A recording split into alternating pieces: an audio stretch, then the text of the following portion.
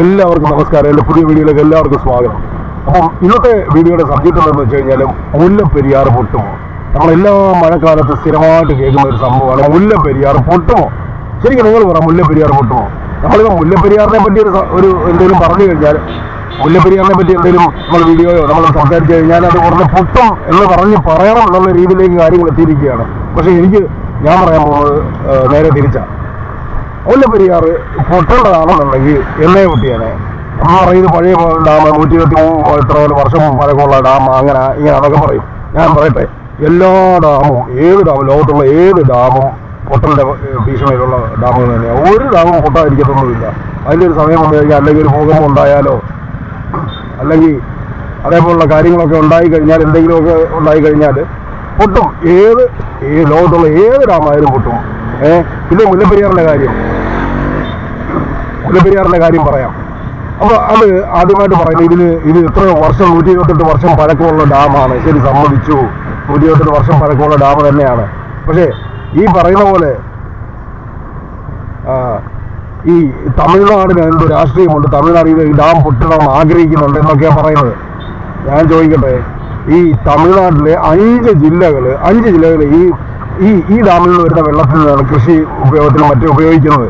അപ്പോൾ അങ്ങനെ ഒരു ഡാം പൊട്ടിക്കഴിഞ്ഞാൽ നമ്മളെക്കാളും നമ്മൾ ഒറ്റ ഒരു സമയത്ത് ഒരു പ്രശ്നം ഉണ്ടാകത്തുള്ളൂ. പക്ഷേ ഈ തമിഴ്നാട്ടിലാണ് ഏറ്റവും കൂടുതൽ പ്രശ്നം എന്താണെന്ന് വെച്ച് കഴിഞ്ഞാൽ, ഈ 5 ജില്ലയിലെ കൃഷിയും മറ്റേ കുടിവെള്ളത്തിൻ്റെ എല്ലാ കാര്യങ്ങളും ഈ ഡാമിനെ ഈ മുല്ലപ്പെരിയാറിനെ ആശ്രയിച്ചിരിക്കുക. അപ്പോൾ അവർ ഒരിക്കലും ഇത് പൊട്ടണം ആഗ്രഹിക്കുന്നില്ല. മനസ്സിലായോ?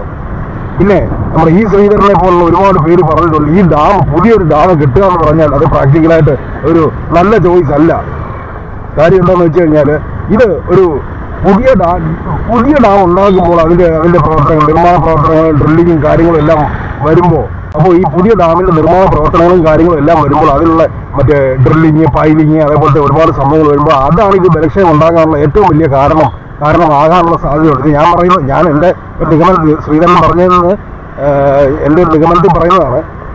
ഈ ശ്രീധരൻ എന്ന് പറഞ്ഞാൽ അറിയാമല്ലോ, ആരാണെന്ന് പ്രത്യേകം പറയേണ്ട കാര്യമില്ല.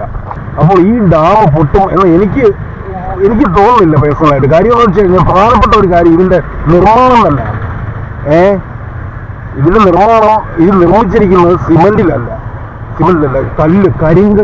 കരിങ്കല്ലിലും സുർക്കിയിലുമാണ് ഈ സാധനം നിർമ്മിച്ചിരിക്കുന്നത്. ഈ സുർക്കിയെ പ്രത്യേകം എന്ന് വെച്ച് കഴിഞ്ഞാൽ, ഈ കരിങ്കല്ലും സുർക്കിയോട് ചേർന്നിട്ട് ഇതൊരുമാതിരി പശ ഒട്ടിപ്പിടിക്കുന്ന പോലെ ഈ സാധനം ഒട്ടിപ്പിടിച്ച് അങ്ങ് ഭയങ്കര സ്ട്രെങ്തിൽ നിൽക്കും.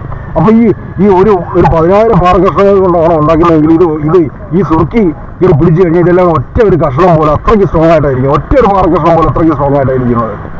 ഒരു ഉദാഹരണം പറഞ്ഞു കഴിഞ്ഞാൽ, പണ്ട് തിരുവനന്തപുരത്ത് ആമേഴിക്കാൻ തോടുണ്ട്. ആ തോടിൻ്റെ വീതി കൂട്ടാൻ വേണ്ടി തമ്മാൽ ഇത് എന്താ പറയുന്നത്, ആ ഒരു കലുങ്ക പൊട്ടിക്കാൻ നോക്കി.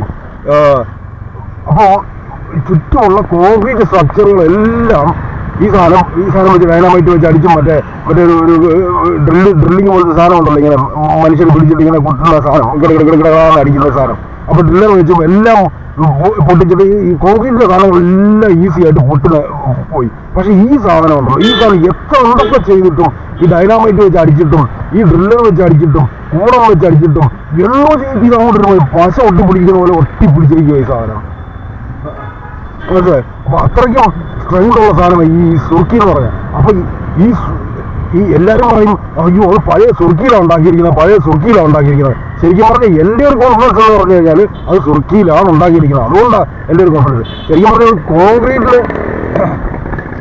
ശരിക്കും പറഞ്ഞാൽ കോൺക്രീറ്റിലാണ് ഉണ്ടാക്കിയിരുന്നെങ്കിൽ ഈ പറയുന്നതൊക്കെ പിന്നെയും ഒരു ഇതുണ്ടെന്ന് പറയാം. കാര്യം കോൺക്രീറ്റിനേക്കാൾ എത്രയോ മടങ്ങ് ശക്തമാണ് ഈ നമ്മുടെ പാറ കഷ്ണങ്ങളും പാറക്കല്ലുകളും. ശരിക്കും പറഞ്ഞാൽ ഈ സുർക്കി കൊണ്ട് ഉണ്ടാക്കിയിട്ട്, ഈ സുർക്കി എല്ലാം കൂടെ ചേർന്ന്, സുർക്കിയും ഈ നമ്മുടെ പാറക്കഷ്ണങ്ങളും എല്ലാം ചേർന്ന് വലിയൊരു പാറ കഷ്ണമായിട്ട് മാറിയിരിക്കും. വലിയൊരു നീളത്തിലുള്ള 100 അടിയോ എത്രമാത്രമുള്ള ഒരു വലിയൊരു പാറ കഷ്ണമായിട്ട് മാറിയിരിക്കുകയാണ് ഈ ഡാം.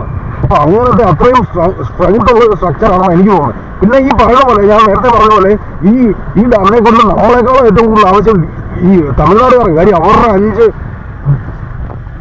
അവരുടെ 5 ജില്ലകളിലേക്കുള്ള ഇറിഗേഷനും കുടിവെള്ളവും എല്ലാം ഈ ഡാമിനെ ആശ്രയിച്ചിരിക്കുക. അപ്പോൾ അത് പൊട്ടിപ്പോയി കഴിഞ്ഞാൽ ഇത് അവർക്കുള്ള ഏറ്റവും കൂടുതൽ അടിയായിട്ട് മാറുന്നത്.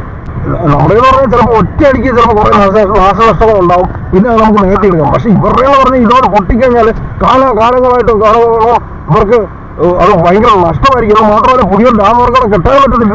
പൊളിഞ്ഞു പോയി കഴിഞ്ഞാൽ കരാറ് തീർന്നു പോകും. അപ്പൊ ഇവർക്ക് പറ്റത്തില്ല. അപ്പൊ അവരാണ് ഇത് പുതിയ ഡാം വേണമെന്ന് പറഞ്ഞ് ശടിക്കേണ്ടത്.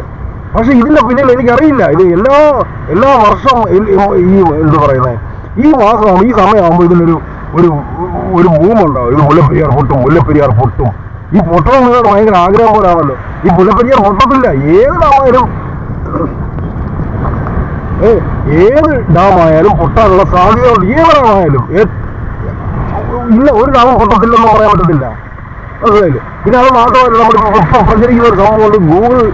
ഗൂഗിൾ മാപ്പില് മറ്റേ അതിലൊരു ചരിവുണ്ടെന്ന് പറഞ്ഞു. ഞാൻ ചോദിക്കട്ടെ, ഇത്ര വലിയൊരു സ്ട്രക്ചർ, അത് വലിയൊരു സ്ട്രക്ചറാണ്. ആ വലിയൊരു സ്ട്രക്ചറിൽ അത്രയും ഒരു ചരിവെന്ന് പറഞ്ഞു കഴിഞ്ഞാൽ അത് നമ്മൾ ഗൂഗിൾ മാപ്പിലാണ് കാണുന്നത്, ചെറിയൊരു ചരിവ്. അപ്പൊ നേരിട്ടാകുമ്പോഴത്തേനും അതിന്റെ ചരിവെന്ന് പറയുമ്പോൾ അതിഭീകരമായിരിക്കും. അപ്പൊ അത് ഗൂഗിൾ മാപ്പിൽ നിങ്ങൾ കണ്ടോ, ഒരു ചെറിയൊരു ചരിവ്. അത് ഗൂഗിൾ മാപ്പിൽ കാണുമ്പോൾ ഒരു ചെറിയൊരു ചരിവായിട്ട് തോന്നും. പക്ഷെ ഇത്രയും വലിയൊരു സ്ട്രക്ചർ അത് നേരിട്ടാകുമ്പോൾ എന്തുമാത്രം വലിയൊരു ചരിവായിരിക്കും അത്. അപ്പൊ ഇത്രയും വെള്ളത്തിന്റെ പ്രഷർ കൊണ്ട്, ഇത്രയും വെള്ളത്തിന്റെ പ്രഷറൊക്കെ കൊണ്ട് ഈ ചരിവ് ഈ ഒരു ചരിവില് ആ വലിയ ഡാം പിടിച്ചു നിൽക്കുമെന്ന് തോന്നുന്നുണ്ടോ? അത് എപ്പോഴും പൊളിഞ്ഞ് താഴെ വീഴണ്ടേ? ശരിക്കും പറഞ്ഞാൽ അത് ഇമേജ് ഡിസ്റ്റോർഷൻ എന്ന് പറയുന്ന ഒരു സംഭവമുണ്ട്.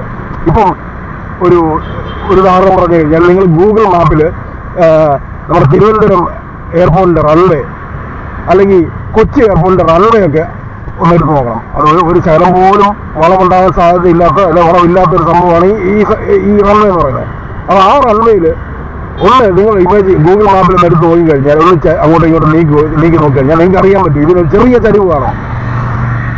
അപ്പോൾ അത് പറയുന്നതെന്ന് വെച്ചാൽ ഇതിൽ ഇമേജ് ഡിസ്റ്റോർഷൻ എന്ന് പറയുന്നൊരു സംഭവമുണ്ട്. അതാണ് അതിനകത്ത് വരുന്ന ഒരു പ്രശ്നം. മനസ്സിലായി? ഇത് ഞാൻ പറയട്ടെ, ഈ നമ്മുടെ ഇമേജ് ഗൂഗിൾ മാപ്പിലുള്ള ഇമേജിൽ ഒരു ചെറിയ ഒരു വളവാണ് കാണുന്നത്. പക്ഷെ അത് വലിയ ഒരു സ്ട്രക്ചറിന്റെ 100ൽ ഒരു ആവശ്യം പോലും ഇല്ലാത്ത സാധനമാണ് നമ്മൾ ഈ മൊബൈലിന്റെ സ്ക്രീനിലൂടെ കാണുന്നത്. അപ്പൊ അതിന് നേരിട്ടുള്ള അതിന് എന്തുമാത്രം വളവായിരിക്കും, എന്തുമാത്രം ചരിവായിരിക്കും വരുന്നത്. അപ്പൊ ഇത്രയും വെള്ളത്തിന്റെ പ്രഷർ കൊണ്ട് ഈ സാധനം അവിടെ നിലനിൽക്കുമോ, എല്ലാം പൊട്ടിത്തെറിച്ച് താല്പര്യമുണ്ട് പോകത്തില്ലേ? മനസ്സിലായോ? ഞാൻ പറഞ്ഞു വരുന്നത് അത് അങ്ങനെ ഒരു വളവ് അവിടെ ഇല്ല, ഉണ്ടാകത്തില്ല. ഉണ്ടെങ്കിൽ ഇതെല്ലാം എപ്പോഴും പറഞ്ഞു പോകും. ഇത് എനിക്കറിഞ്ഞോ ഈ പൊട്ടും എന്ന് പറയുന്നവർ ചിലപ്പം എന്താ പറയുന്നത്, ഞാൻ ചോദിക്കട്ടെ, ഇനി പുതിയൊരു ഡാം താഴെ പണിയുവാണെന്നുണ്ടെങ്കിൽ അതാണ് ഡേഞ്ചർ അതാണ് പ്രശ്നം ഉണ്ടാകാൻ സാധ്യത ഉണ്ടെന്നുള്ളത് ഈ ശ്രീധരനെ കൊള്ള പ്രഗത്ഭന് പറഞ്ഞതാണ്. മനസ്സിലായോ? ഈ ഡാം ഒലിച്ചു പോകത്തില്ല. ഈ ഡാം ഒലിച്ചു പോകാനുള്ള കാര്യം എന്താ പറയുക, ഇത് ഗ്രാവിറ്റി ഡാമാണ്. നമ്മൾ ഉദാഹരണം പറഞ്ഞാൽ ഗ്രാവിറ്റി ഡാം എന്ന് പറഞ്ഞു കഴിഞ്ഞാൽ നമുക്ക് പ്രഷർ കൂടുന്നതോറും ഇത് ഭൂമിയിലോട്ട് താഴ്ന്നു നിൽക്കും. ഇപ്പോൾ ഒരു ഉദാഹരണം പറഞ്ഞു കഴിഞ്ഞാൽ നമ്മൾ ഒരു കടൽ തീരത്ത് പോയി നമ്മളിങ്ങനെ നിൽക്കുകയാണ്, കടലൊക്കെ കണ്ടുകൊണ്ട് ഇങ്ങനെ അനങ്ങാതെ നിൽക്കുക. അപ്പോൾ നമ്മുടെ കാലിലേക്ക് വെള്ളം ഇങ്ങനെ അടിച്ചിറങ്ങി കയറുകയാണെന്നുണ്ടെങ്കിൽ നമ്മൾ നിൽക്കുന്ന ഭാഗം അത് കുഴിയും. നമ്മൾ വീഴത്തില്ല, നമ്മൾ നിൽക്കുന്ന ഭാഗം കുഴിയും. പക്ഷെ നമ്മൾ ജസ്റ്റ് താഴോട്ട് പ്രസ് ആയിക്കൊണ്ടിരിക്കും. നമ്മുടെ കാല് താഴോട്ട് വീണ്ടും പ്രസ് ആയിക്കൊണ്ടിരിക്കും. മനസ്സിലായത്? നിങ്ങൾ കടലിൽ പോയിട്ടുള്ളവരെ മനസ്സിലാവും. നമ്മുടെ കാലിൻ്റെ അടിയിലുള്ള മണൽ ഒലിച്ചു പോകും. പക്ഷെ നമ്മൾ താഴോട്ട് വീണ്ടും ഇരുന്നിരുന്ന് നിൽക്കും. വീണ്ടും പ്രഷർ കൂടി നമ്മൾ താഴോട്ടിരിക്കും.